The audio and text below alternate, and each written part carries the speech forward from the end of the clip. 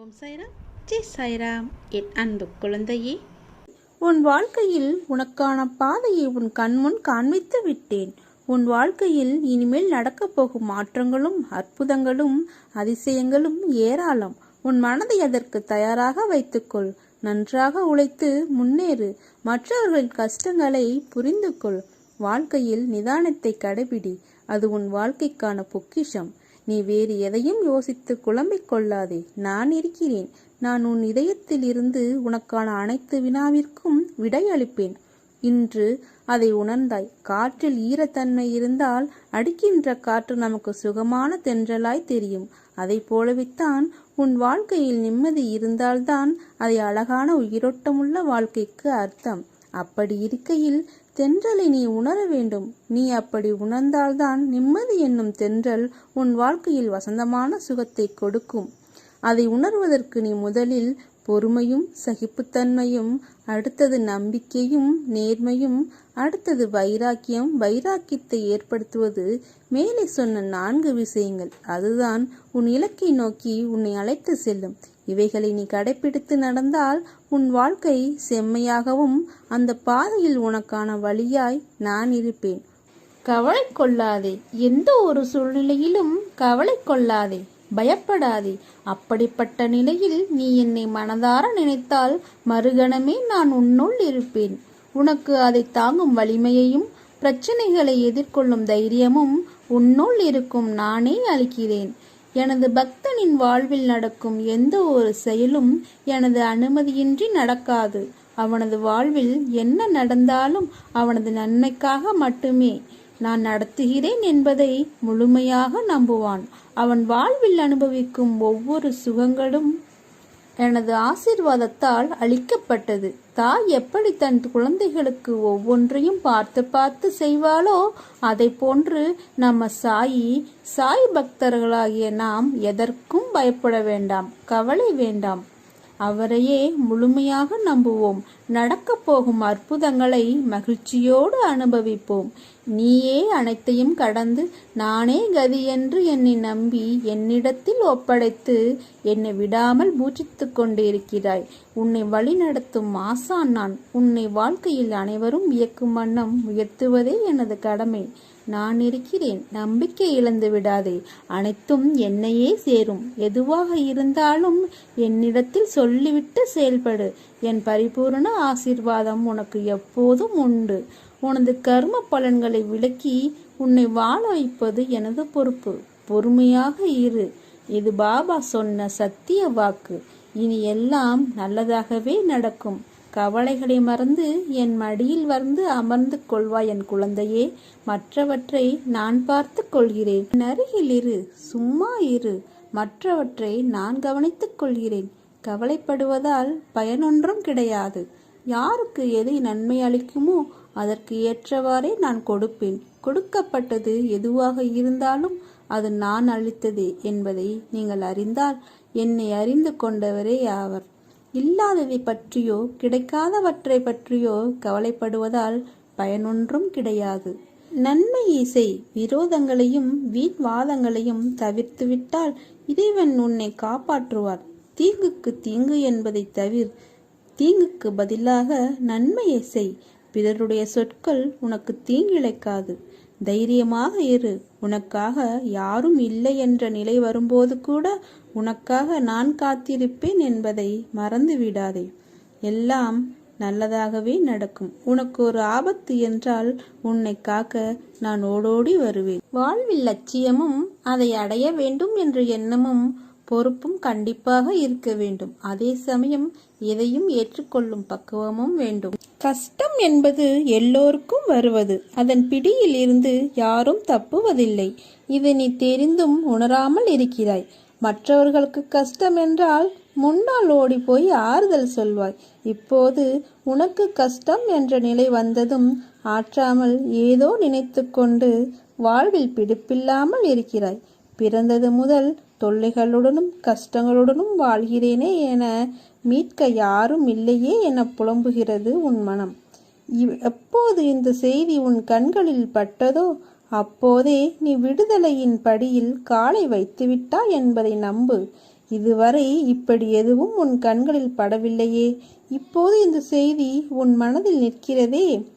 அப்படியானால் உனக்கு விடுதலை உறுதியல்லவா? அனைவர் மீதும் கருணை கொண்ட நான் உன்னையும் பாதுகாப்பேன். நீ பிரச்சனைகள் தடங்கல்கள் எனும் கடலில் மூழ்கி இருக்கலாம். துக்கமும் வேதனையுமாய் படுகுழியில் அமிழ்ந்து போயிருக்கலாம். வருத்தப்படாதே, பொறுமையை கடைபிடி, கவலையை விட்டொழி, அமைதியாயிரு. உனது துக்க நாட்கள் முடிந்து போயின. எனது இந்த வார்த்தையை நம்பி என் மீது விசுவாசம் கொள். மனம் புண்ணாகி போனதே என வருந்தாதே. இதோ என் மென்மையான கரங்களால் உன்னை வருடிக்கொண்டு உன் பக்கத்தில்தான் நான் உனக்காக இருக்கிறேன். நீ விரைவில் அனைத்து இன்பங்களையும் பெறுவாய். உனது வேண்டுதல் கேட்கப்பட்டது, அது நிறைவேறியே தீரும். காற்றுக்கு அளவுக்குள் தெரியாது, பாய்ந்து சுழன்று வரும் அலையான நீருக்கு அளவு இல்லை. சுடர்கொண்டு எரியும் நெருப்புக்கு அளவை எட்ட முடியாது. பரந்த ஆகாயத்திற்கு எல்லை என்ற அளவுகோல் இல்லை. நீளம் என்ற பரந்த பூமிக்கு ஆழங்களின் அளவுகோல் இல்லை. நீ போகும் தூரத்திற்கும் கடக்கும் பாதைக்கும் உன் அனுபவங்களுக்கும் அளவுகோல் உண்டா?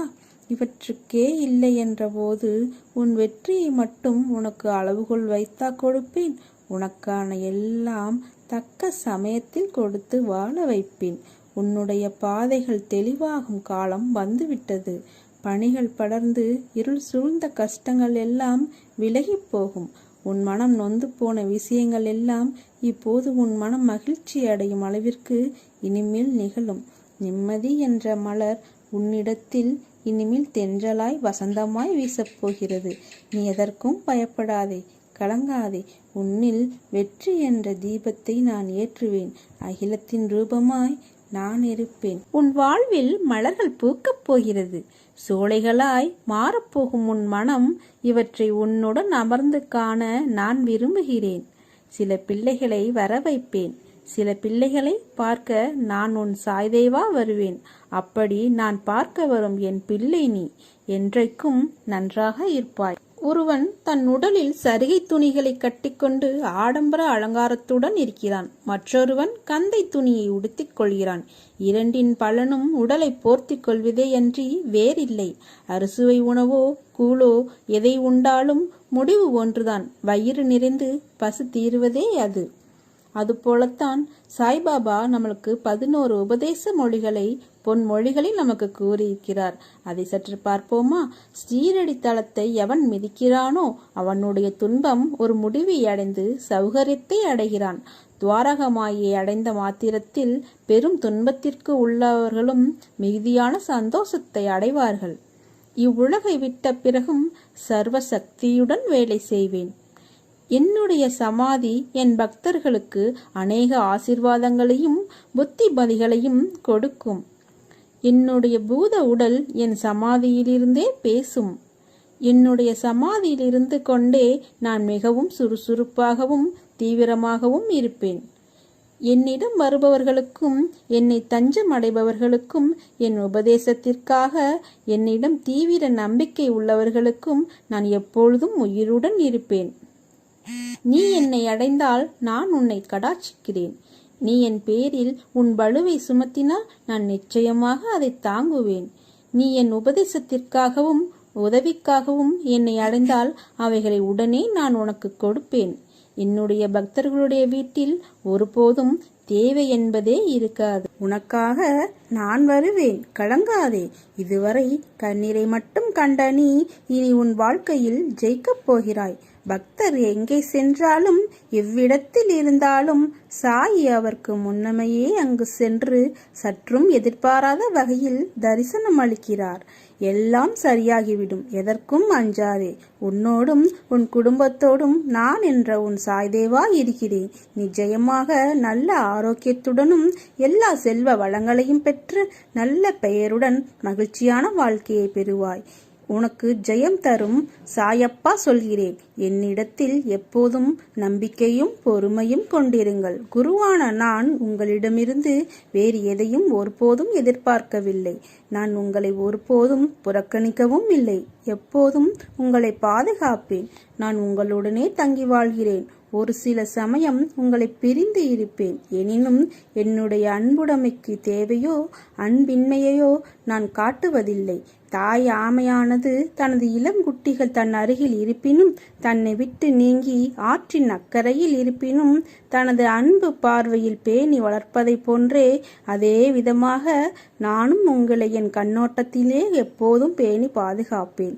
எல்லாவற்றையும் நானே பார்த்து கொள்கிறேன். எதற்காகவும் கலங்காதே. உன்னோடும் உன் குடும்பத்தோடும் சாய் தேவா நான் இருக்கிறேன். நல்லதே நடக்கும். நல்லது மட்டுமே நடக்கும். எப்போதும் நல்லதே நடக்கும். ஆன என் துணை என்றும் உண்டு. உன்னை நிச்சயம் நல்வழிப்படுத்துவேன். உனக்கான வழிகள் எல்லாம் வெற்றியாய் இருக்கும். அதற்கு நான் பொறுப்பு. என் பரிபூர்ண அருளும் ஆசீர்வாதங்களும் அன்பும் எப்போதும் உனக்கு அருள்வேன். மகிழ்ச்சியுடன் கூடிய நல்ல வாழ்க்கையை வாழ்வாய். ஓம் ஸ்ரீ சாய்ராம்.